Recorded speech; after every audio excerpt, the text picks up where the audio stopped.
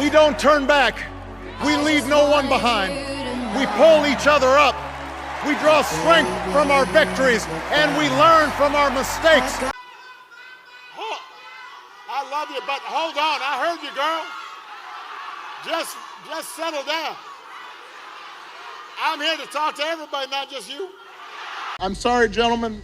I've noticed this especially with some men who seem to think Trump's behavior, the bullying and the putting people down, is a sign of strength. Greetings everyone, welcome to this amazing channel. In today's video, guys, I want to show you the powerful speech that the former president of United States of America, who is Barack Obama, had to say. The powerful speech that he spoke, and I want you guys to listen in because it is so powerful that some of you have never heard, and you guys will tell me what you think about that speech in the comment section below. It has brought a lot of issues, a lot of debate online, and many people have reacted to his speech. And there's a lot of speech that I'm going to play for you guys. You'll have to listen in and you will tell me what you think in the comment section below. Guys, before you watch this video, make sure guys you give it a like and also subscribe to this amazing channel so that you guys you can be watching all the time, as I'll be bringing you more videos each and every day. So let's begin the video, guys. Felons, not families. Criminals, not children. Gang members, not a mom who's working hard to provide for her kids. We'll prioritize. But even as we focus on deporting criminals, the fact is millions of immigrants in every state, of every race and nationality, still live here illegally. And let's be honest, tracking down, rounding up, and deporting millions of people isn't realistic. Anyone who suggests otherwise isn't being straight with you. It's also not who we are as Americans. After all, most of these immigrants have been here a long time. They work hard, often in tough, low-paying jobs. They support their families. They worship at our churches. Many of their kids are American-born or spent most of their lives here. And their hopes, dreams, and patriotism are just like ours. As my predecessor, President Bush, once put it, they are a part of American life. Now, here's the thing. We expect people who live in this country to play by the rules. And undocumented immigrants who desperately want to embrace those responsibilities see little option but to remain in the shadows or risk their families being torn apart. It's been this way for decades. And for decades, we haven't done much about it. If you register, pass a criminal background check, and you're willing to pay your fair share of taxes, you'll be able to apply to stay in this country without fear of deportation. You can come out of the shadows and get right with the law. That's what this deal is. Now let's be clear about what it isn't. This deal does not apply to anyone who has come to this country recently. It does not apply to anyone who might come to America illegally in the future. Are we a nation that tolerates the hypocrisy of a system where workers who pick our fruit and make our beds never have a chance to get right with the law? Our neighbors, our classmates, our friends, they did not come here in search of a free ride or an easy life. They came to work and study and serve in our military, and above all, contribute to America's success. I'm sorry, gentlemen.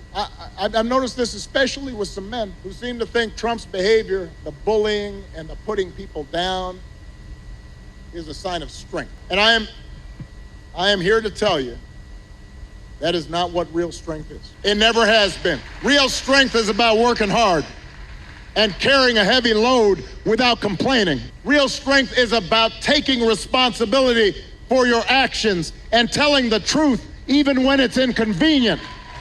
Real strength is about helping people who need it and standing up for those who can't always stand up for themselves. That is what we should want for our daughters and for our sons, and that is what I want to see in a president of the United States of America.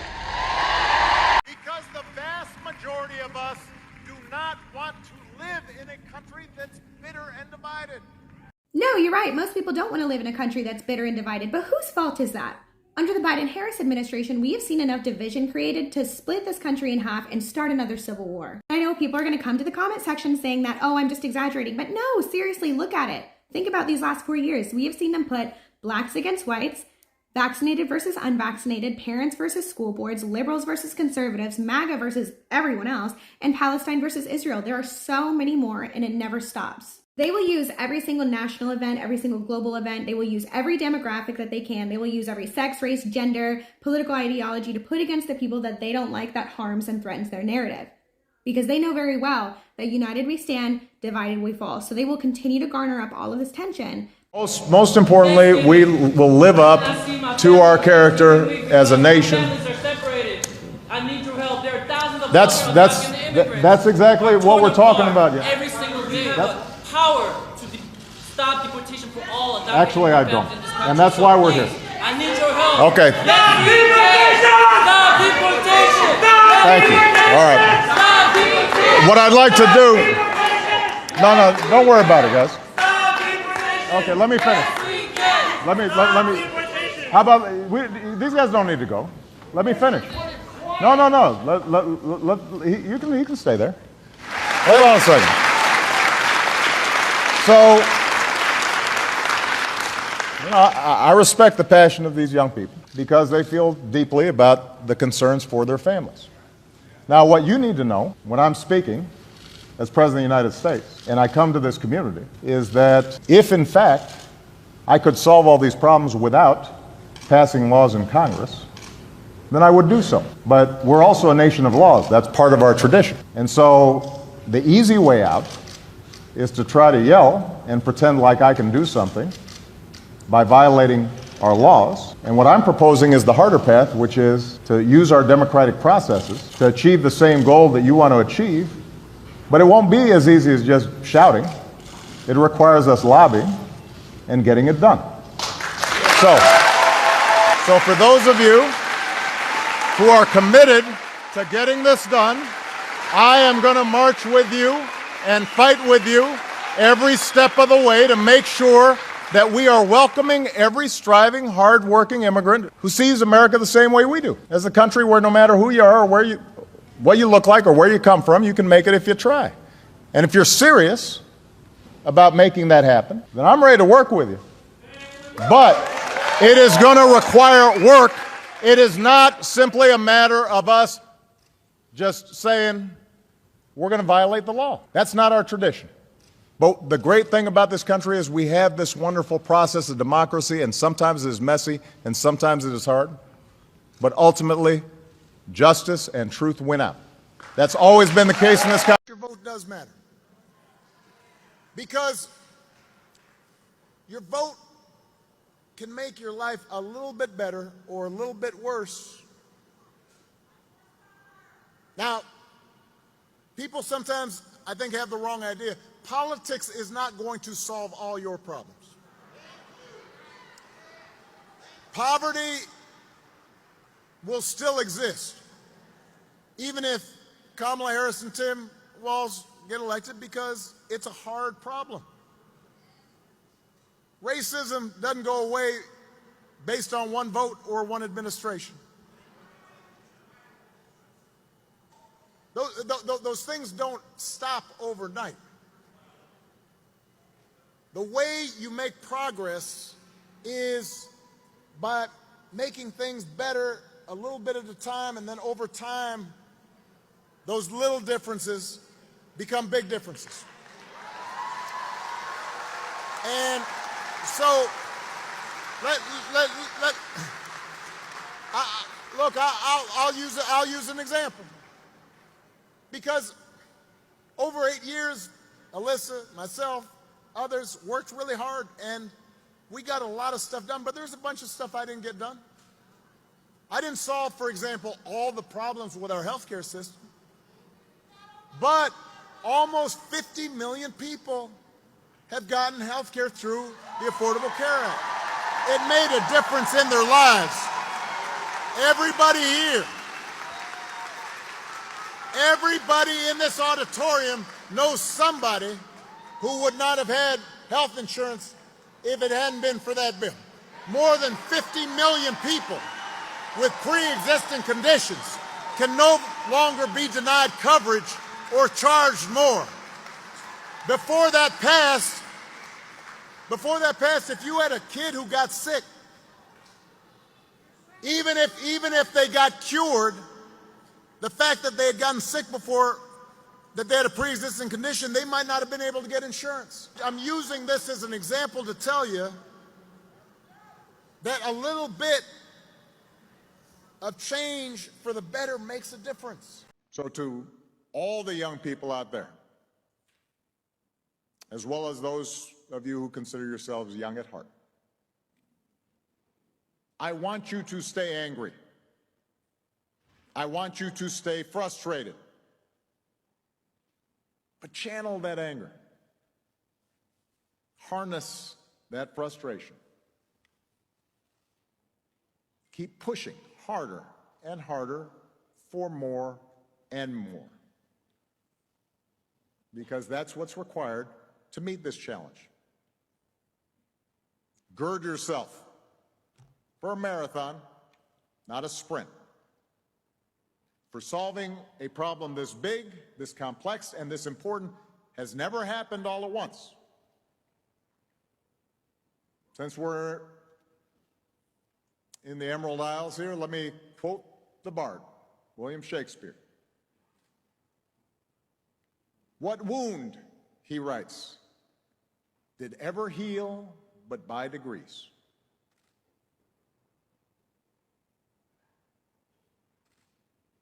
Our planet has been wounded by our actions.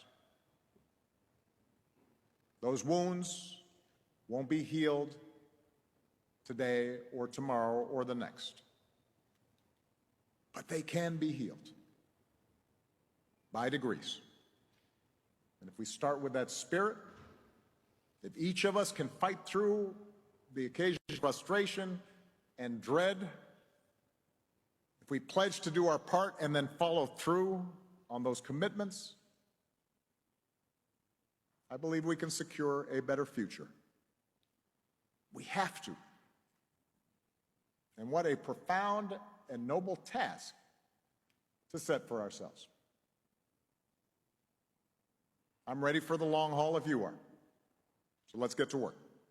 Thank you very much, everybody. Thank you. I was never the likeliest candidate for this office. We didn't start with much money or many endorsements. Our campaign was not hatched in the halls of Washington. It began in the backyards of Des Moines, in the living rooms of Concord, in the front porches of Charleston. It was built by working men and women who dug into what little savings they had to give $5 and $10 and $20 to the cause. It grew strength from the young people who rejected the myth of their generation's apathy, who left their homes and their families for jobs that offered little pay and less sleep. It drew strength from the not-so-young people who braved the bitter cold and scorching heat to knock on doors of perfect strangers, and from the millions of Americans who volunteered and organized and proved that more than 2 centuries later, a government of the people, by the people, and for the people has not perished from the earth. This is your victory.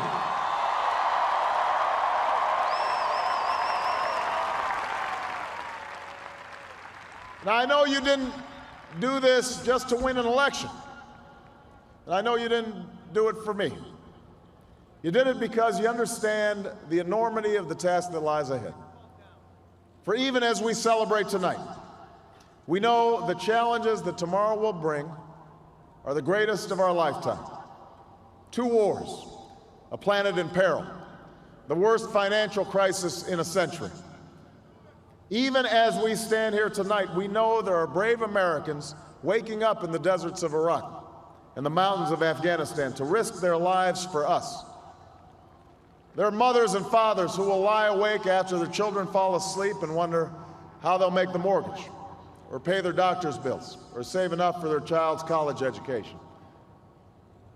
There's new energy to harness new jobs to be created, new schools to build, and threats to meet, alliances to repair. The road ahead will be long. Our climb will be steep.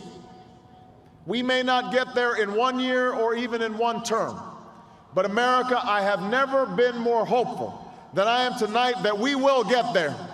I promise you, we as a people will get there.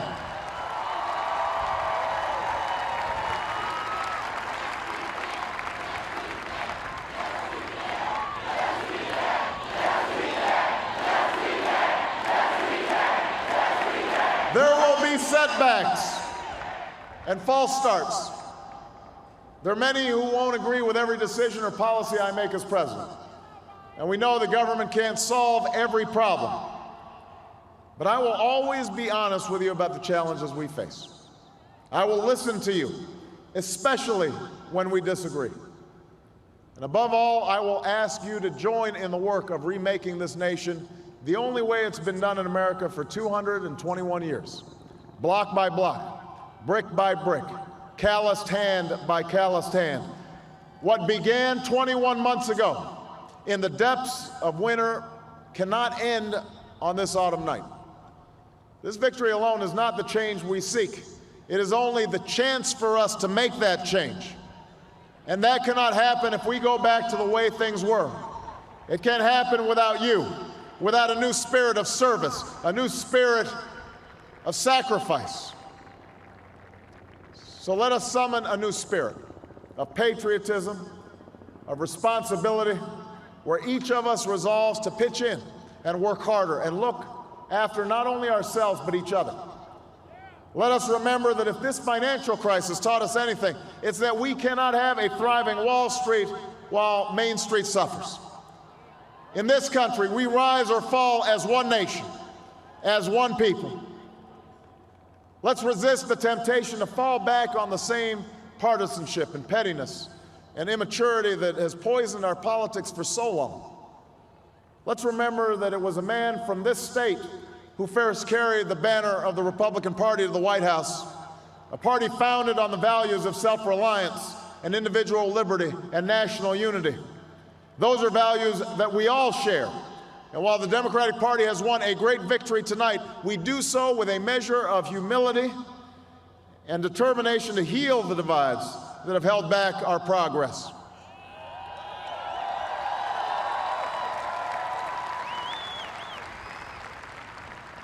As Lincoln said to a nation far more divided than ours, we are not enemies, but friends. Though passion may have strained, it must not break our bonds of affection. And to those Americans whose support I have yet to earn, I may not have won your vote tonight, but I hear your voices. I need your help, and I will be your president too.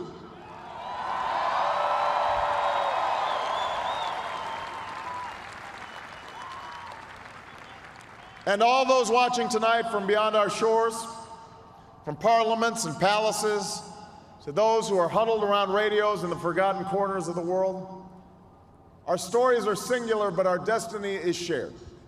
And a new dawn of American leadership is at hand.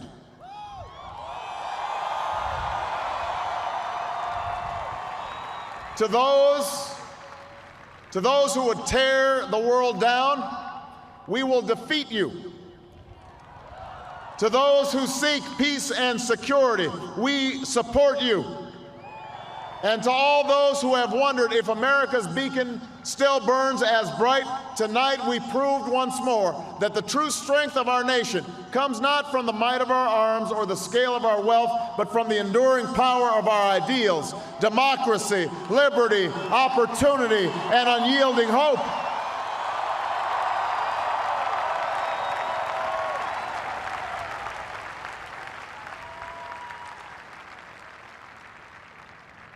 That's the true genius of America, that America can change. Our union can be perfected.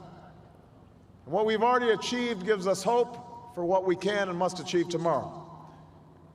This election had many firsts and many stories that will be told for generations, but one that's on my mind tonight is about a woman who cast her ballot in Atlanta. She is a lot like the millions of others who stood in line to make their voice heard in this election, except for one thing. Ann Nixon Cooper is 106 years old. She was born just a generation past slavery, a time when there were no cars on the road or planes in the sky, when someone like her couldn't vote for two reasons: because she was a woman and because of the color of her skin. And tonight, I think about all that she's seen throughout her century in America: the heartache and the hope, the struggle and the progress, the times we were told that we can't, and the people who pressed on with that American creed: yes, we can. At a time when women's voices were silenced and their hopes dismissed, she lived to see them stand up and speak out and reach for the ballot: yes, we can. When there was despair in the Dust Bowl and depression across the land, she saw a nation conquer fear itself with a New Deal, new jobs, a new sense of common purpose: yes, we can. When the bombs fell on our harbor and tyranny threatened the world, she was there to witness a generation rise to greatness and a democracy was saved: yes, we can. She was there for the buses in Montgomery, the hoses in Birmingham, a bridge in Selma, and a preacher from Atlanta who told the people that we shall overcome: yes, we can.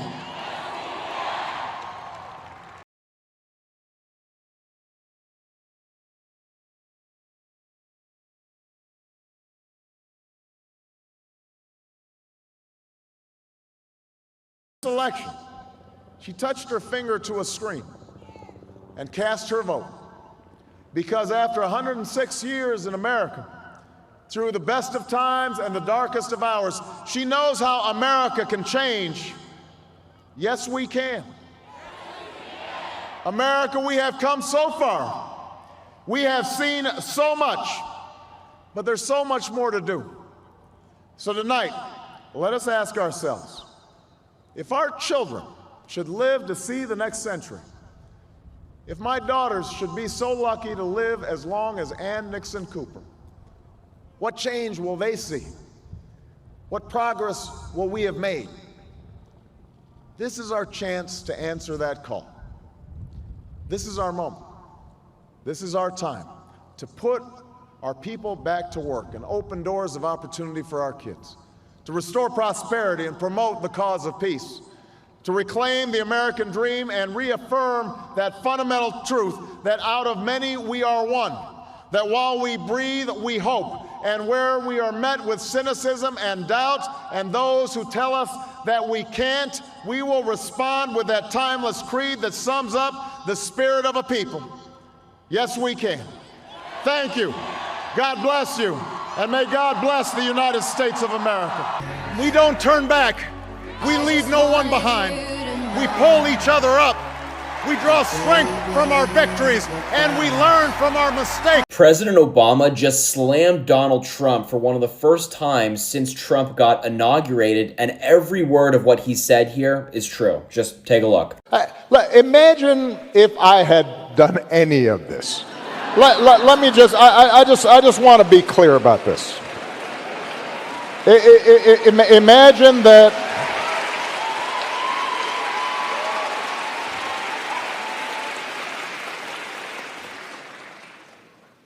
Imagine if I had pulled Fox News' credentials from the White House press corps. You're laughing, but no, this is what's happening.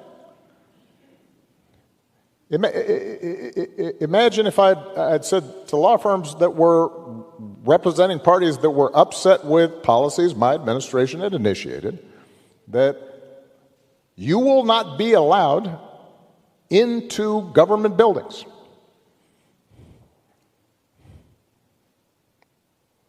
We will punish you economically for dissenting from the Affordable Care Act or the Iran deal. We will ferret out students who protest against my policies.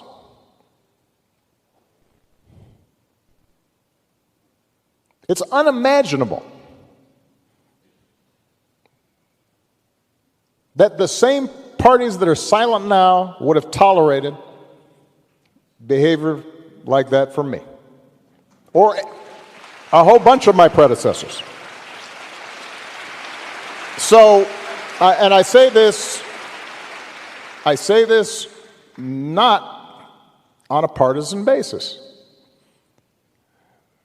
This has to do with something more precious, which is, who are we as a country, and what values do we stand for? Yeah, can you imagine if President Obama or President Biden did any of the things that Donald Trump is doing right now? Republicans would be calling for impeachment on day one. If Obama or Biden targeted our allies and threatened to invade Canada, Mexico, Greenland, Panama, and more, Republicans would be freaking out. If Obama or Biden crashed the stock market to the point that we're in a bear market and losing trillions of dollars every single day, Republicans would be freaking out. But since it's Donald Trump doing it, they're perfectly fine. They think it's part of his master plan. There is such a double standard with today's Republican Party. If Donald Trump does something, even if it hurts Republicans, they're okay with it. Any other politician does that, they freak out. They would lose their minds. Their face would be turning. People make excuses for it. They say, well, he's not serious. He's not. Everything a president says is serious. Everything that somebody who's aspiring to office is listened to. And people make excuses for it. They think, well, it's funny, or it's okay as long as our side wins. And I've noticed this especially among some men who seem to think Trump's behavior of bullying people or putting them down is somehow macho sign of strength.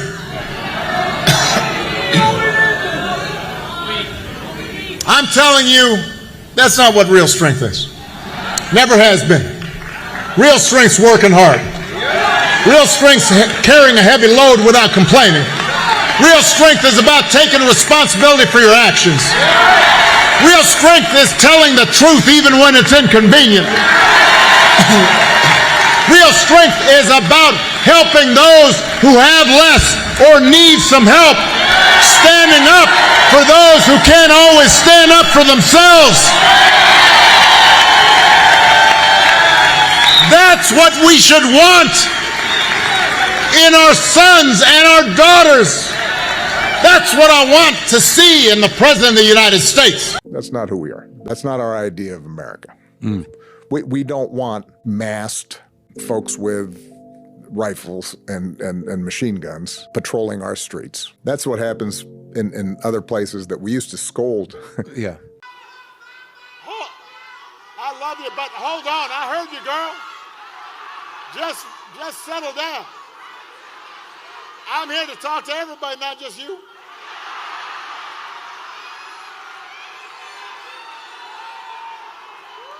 I mean, you look cute, but I am married. Michelle's fine too.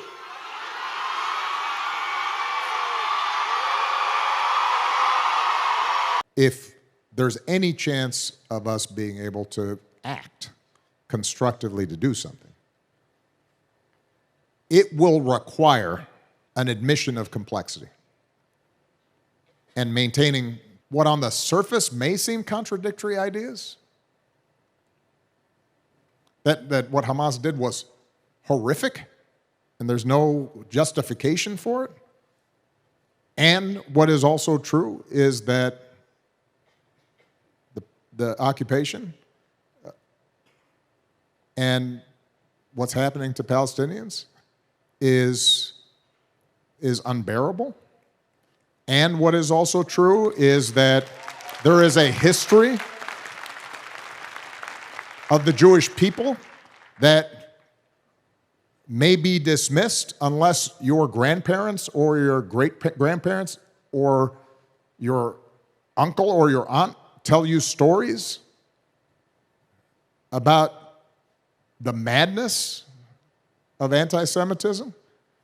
And what is true is that there are people right now who are dying who have nothing to do with what Hamas did and what is true, right? I mean, we can go on for a while. And the problem with the social media and trying to TikTok activism and trying to debate this on that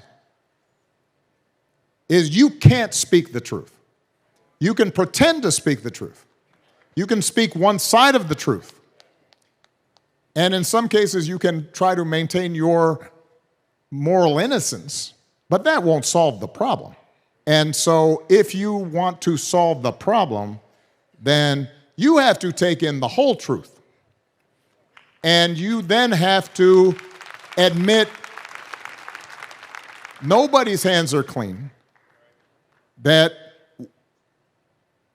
all of us are complicit to some degree. I look at this and I think back, what could I have done during my presidency to move this forward as hard as I tried? I've got the scars to prove it. But there's a part of me that's still saying, well, was there something else I could have done? That's the conversation we should be having.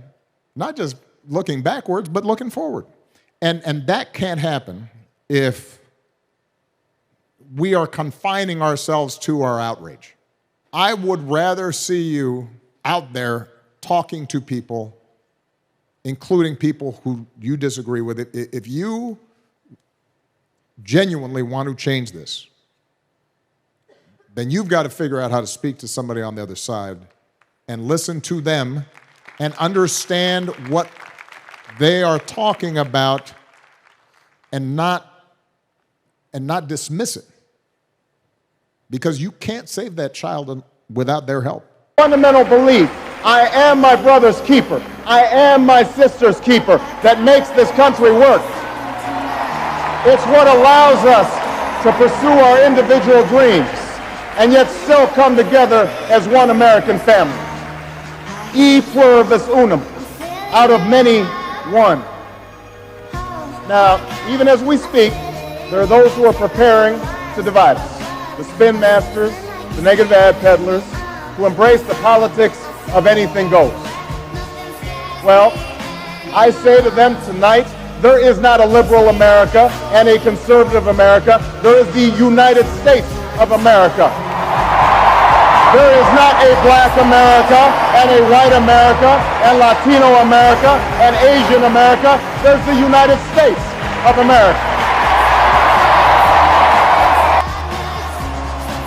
Probably the most famous convention speech was Barack Obama's speech in 2004. There is not a liberal America and a conservative America. There is the United States of America. It was why so many people wanted to work for him in his presidential campaign. Now, I was at that convention. I was working for John Kerry. But what was I doing? I was not on the floor watching his speech because John Kerry's daughters, Alex and Vanessa, were arguing, as sisters do, about who was going to introduce John Kerry. They both wanted to introduce him during his convention speech. They were arguing about that. John Favreau, who you may know from Pod Save America fame, was with me, and we were trying to litigate between them who would introduce him. So I missed the speech, and I saw it later on video, like most people did. I want you to stay angry. I want you to stay frustrated. But channel that anger. Harness that frustration. Keep pushing harder and harder for more and more. Because that's what's required to meet this challenge. Gird yourself for a marathon, not a sprint. For solving a problem this big, this complex, and this important has never happened all at once. America has always had warring narratives. I mean, a lot of American history is a war of ideas. Right. And you know, I gave a speech, probably the speech that is closest to my heart that I gave throughout my presidency was the speech I gave on the 50th anniversary of Selma, the March on Selma over the Edmund Pettus Bridge. And you know, I talked about that clash being as important as Gettysburg or Appomattox. you've got on one side John Lewis and a ragtag band of, you know, Pullman porters and maids and clergy and a couple rabbis and college kids, and they're marching from one side, and on the other side you've got you know, folks with billy clubs on horseback and fire hoses and dogs and all that. And what John Lewis represented was the narrative that says we the people means just what it says. That we hold these truths to be self-evident, that all men are created equal.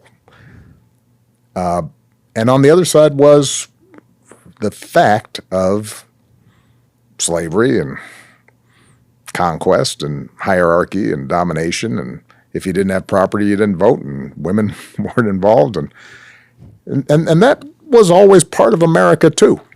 Right. And the question has always been, can we pull off this experiment in which people are showing up from all over the place? They're not tied together by blood. They don't necessarily worship God in the same way or worship God at all. They speak different languages. They have all these weird foods. They show up with these odd customs, and some of them were dragged here in chains, and some of them had their land taken from them and their culture destroyed. And out of all that, can we create a shared creed, Right. that allows us to live peacefully together and get stuff done? And on the other side, there has always been the idea that no, we the people means something very particular. Yeah. It's some of us are equal.